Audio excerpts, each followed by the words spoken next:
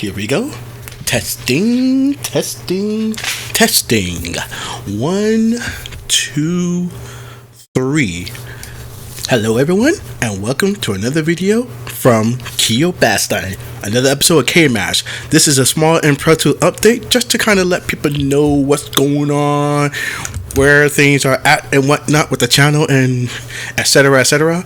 So, first order of business, I still got videos coming up for some matches I've taken far back. I'm trying to spread them out, because like I said, spread them out because, I need to make some of these things last, because I may not be doing a whole lot more recording somewhat in the near future. Let's just say with RRL, I might need to buckle down a bit more and get some things taken care of. So, I am definitely trying to make things kind of a bit spread out. If you want to somewhat of an idea of my uploading schedule, I'm trying to do a video at least every 4 to 5 days.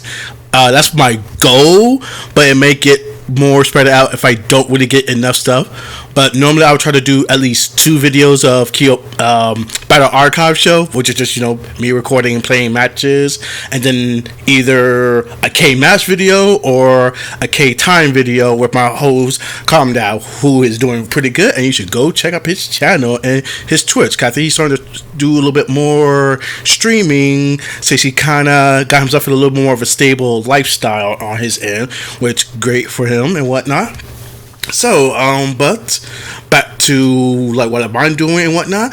So, maybe not. So, one of the few things I have done recently is I did participate in Phantom Breaker Omnia for Vortex Gallery. I think I wound up getting 5th place and whatnot, which is probably deserved considering how everybody else came in really strong and hard and knew what they're doing. I was stubborn to not adjust to some of my opponent's strategies. So once again, my 5th place, rightfully deserved and whatnot. And I do want to play some more Phantom Breaker and whatnot. I am hoping next time when we do another more Phantom Breaker games, it's going to be with Parsec. The online is it's not terrible, but it's not ideal, especially for how I personally like to play the game and whatnot and everything. But that is a skill issue on my part. But speaking of online, something that I was looking forward to, but unfortunately kind of shit the bed.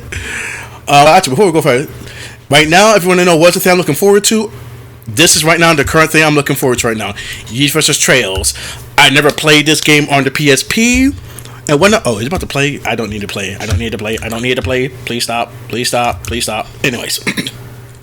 So this is the next game that I'm currently on my radar looking forward to playing. Brand new game experience. I've already been a fan of, battle arena games have their place in the competitive gaming sphere and whatnot. And from what I heard from people, this is seems like a pretty good, decent one, at least from what I understand. It was exclusively only on the PSP, but now it's getting in console release with rollback. So yeah, really looking forward to that. And this is based off some characters who I do have some familiarity with. Like I play Yeast 7, which great game. Yeast are pretty good. So I got some familiar with the Yeast 7 cast, and apparently there's the Trails in the Sky characters, which I have not tapped into, but heard really good things about them. So this may be my entry point to okay, now I got some ideas of some of these characters, so let me go ahead and maybe play their game eventually and whatnot. But I did mention shitting the bed earlier, and I was really looking forward to this game and whatnot. I mean, I love the original one for the PS3, but the PS3 online was really, really rough and whatnot. So it was not really a fun time playing it online. So learning that this game was going to get re-released on PC, where we got a lot more advanced hardware and even better network infrastructure, I thought this was going to be like a slam dunk, easy peasy. Oh god, this game was poorly optimized to the point that I can't in good faith recommend it. I probably should have tried to refunded it, but because I did ask for this game to get a PC release, I'm going to take this as an L of like, I got to hold on to this because I wanted this game and whatnot. I should still put a bad review for it, but I think I need to do the 2-hour mark, so maybe I need to just, play training mode for a bit more and then go ahead and put on that negative review, because it is, I think, predominantly negative review. Mostly negative. We need to get to sadly overwhelmingly negative, and it needs to be based more on this is a bad port and not that the game itself is bad. But yeah, this was a disappointment so much because right now when I look at the current fighting game landscape, no current new fighting game is really latching onto me, and it's like for usually 2 to 3 other reasons. Like, for example, all right, here we are. Where are you? If I can find you. Oh dear, I'm blind. Here we go. Hunter x Hunter Nin Impact. I actually think this game is pretty alright. Like, I actually had faith that this game was going to be kind of good. I mean, it's from A-TEIN. A-TEIN is pretty reliable, and actually with the game coming out, it actually is pretty darn good. But there are some somewhat griping issues that I'm actually going to maybe segue even to another game that I am playing, but it's starting to make me. Anyways, so first thing, gameplay so far pretty good. Mechanics kind of light. It's kind of free. It's one of the most free, open, modern games I could say there are, where the things you could do is usually more open-ended, which I'm kind of a fan of. So it does allow, I think, as some people call it, either emergent gameplay or I guess some people say player expression. Yeah, this game is allowing that. So pretty cool about that. One of the issues is hard to pilot this game, and what I mean by that is this is a 7-button fighting game because there's light, medium, heavy, art, I believe nim button, and then 2 assist buttons. And because of the nature of this game, you will be pressing the assist buttons a lot and whatnot. This isn't my first time playing like a 7-button game. I play like Marvel's Capcom Infinite, which that's also a 7-button game, with it having 2 punches, 2 kicks, tag, and then surge. So actually, is that okay, so that's actually 6 buttons, even though that's still kind of that gets to uncomfortable territory for me when the game asks me to play with 6 buttons and whatnot, especially if you gotta press them very frequently and whatnot. So the Impact, it's a game that I've been struggling with to play on a hitbox, because I haven't really found the most comfortable layout to play on my arcade stick / hitbox. So I am leaning to maybe I need to try to just play this game on pad, because while I do love playing my hitbox, as of lately, a lot of games have been kind of just. A lot of fighting games as of late have been making it more accessible to play on D-pads, like, because that's where we are when it comes to gaming. D-pad is usually the most preferred and easily accessible controller. So games are already designing itself more or less around that. So maybe I need to go ahead and just pick this up as a game to play on my pad and whatnot, and not play on my hitbox. I don't show where it's too much of the advantage that I have, because I don't take advantage of the simultaneous the SOCD technique. Like, I don't really take advantage of that for the most part. What I just mostly use hitbox is to make some of my inputs cleaner and maybe faster, but for the sake of accuracy and precision, I may need to go back to playing on pad for this, or at least becomes a micromanaging all the buttons. And that's even the same thing for Mortal Kombat 1, because I still kind of want to play Mortal Kombat 1. I watch match videos for it routinely, and the game just does seem kind of fun to play, but trying to play that on a hitbox, it just doesn't feel very intuitive and whatnot and everything. So I guess the thing I want to say that I'm having an issue, because I've also tried to play Rebel vs. Rising. Like, I kind of tried to swear off this game initially, but I was playing on the PS4 version, and I'm like, maybe I need to play the PC version, since one of the things I'm having issue is with the speed of the game, and I'm thinking, well, maybe I'll play on something that reuse my input much more faster and whatnot, maybe I'll have a much better experience. Is not really. No, I actually really just don't like the gameplay. I don't like all the buttons I gotta deal with. And yeah, like the thing that just makes me love this game the most is arm rate. Like I'm at a point where like I'm an arm rate enjoyer, but I don't care for Granblue Fantasy versus Rising, the game, for the most part as a whole, and whatnot. But there is something I have been playing as of late, and that's this game. If I can bring it up. Well, 2SKO. I've been playing that game for the most part. So I've been playing this game for quite a bit. I haven't got at least one match videos I'm going to try to put up online and whatnot. I did have some challenges coming to grip, but like I said, I am playing 2SKO. Right now, the character I am messing with is more or less Braum and whatnot. But one of my issues with the game is similar to almost with Hunter x Hunter, at least almost similar.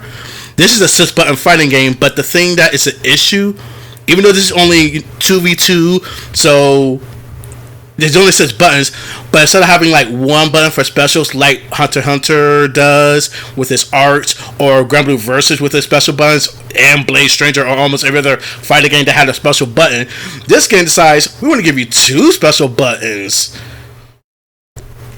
which makes it much difficult to micromanage everything that's going on top of the game's frantic nature and whatnot.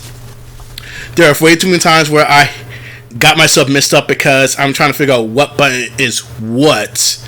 To be fair, I've got maybe less than 10, maybe 15 hours on this game, so there is a matter of, did I actually get acclimated to the game's button configuration and whatnot? True, yes, I could say probably I haven't maybe got fully acclimated to it, but if I'm having a hard time piloting your game on top of the other frustrations of the game, how it plays, it's gonna be hard to stick me on. Like Hunter x Hunter, I still feel I can maybe like that game. I've yet to play so many matches. I haven't really played matches on Hunter x Hunter to know that, oh man, do I even really care to play this game? I can admittedly say that. But with 2SKO, I played enough matches to where I'm not sure if I want to stick around to it. I'm way too reliant on, okay, I like playing Braum, but then that's about it. I don't really care for too much of the other characters. I don't have so much love for the game's mechanics. I mean, I'm glad they're there. They're definitely more, I don't want to say open. Actually, I want to say it's not. Like, if you play Marvel compared to 2SKO, you can say maybe 2SKO is a bit more open because there's a lot more defensive options.